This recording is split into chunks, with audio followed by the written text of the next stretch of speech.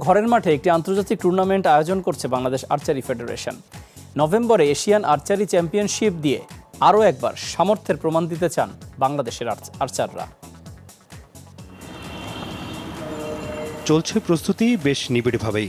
ঢাকার পাশে টঙ্গীর শহীদ আহসানুল্লাহ মাস্টার স্টেডিয়ামে এশিয়ান চ্যাম্পিয়নশিপের জন্য প্রস্তুতি নিচ্ছেন 23 জন আর্চার। সকাল বিকাল দুই বেলায় আর্চাররা ব্যস্ত কঠোর প্রশিক্ষণে, কারণ এশিয়ান চ্যাম্পিয়নশিপে অংশ নেবেন 30 দেশের নামকরা সব আর্চার, যেখানে বাংলাদেশের 8 আর্চার অংশ নেবেন কম্পাউন্ড ও রিকার্ভ বো ইভেন্টে।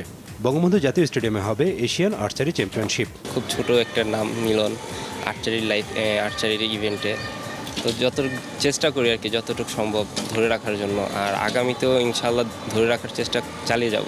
আমার যে স্কোর একদম ওয়ার্ল্ড লেভেলের কাছাকাছি, মনে করেন আমাদের হচ্ছে 360 স্কোরের ভিতরে আমি 352 পর্যন্ত মারছি, আমার হাইয়েস্ট।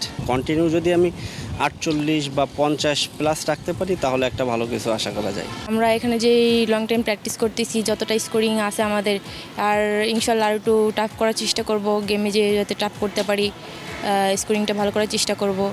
অবশ্য এশিয়ান চ্যাম্পিয়নশিপ চলাকালীন যুব অলিম্পিকের কোয়ালিফিকেশন রাউন্ডও অনুষ্ঠিত হবে বাংলাদেশে, যেখান থেকে 2 জন আর্চার সুযোগ পাবেন আগামী বছর আর্জেন্টিনায় যুব অলিম্পিকের মূল পর্বে। আর দুটি টুর্নামেন্টের জন্য প্রস্তুতিতে ফেডারেশনের কাছ থেকে আরও একটু ভিন্নতা চান আর্চার কোচ। ফেডারেশনকে জানিয়েছি যে যদি প্র্যাকটিসটা একটু উইন্ডি প্লেসে হয় বা ভেন্যু চেঞ্জ হয় বা কোনো এশিয়ান টপ লেভেল আর্চারদের সাথে আমরা যদি প্র্যাকটিস করতে পারি, তাহলে আমাদের আর্চারদের অভিজ্ঞতা বাড়বে এবং তাদের কনফিডেন্স বাড়বে এবং মানে শুটিংয়ের যে একটু টেনশন সেটাও ফ্রি হয়ে যায়।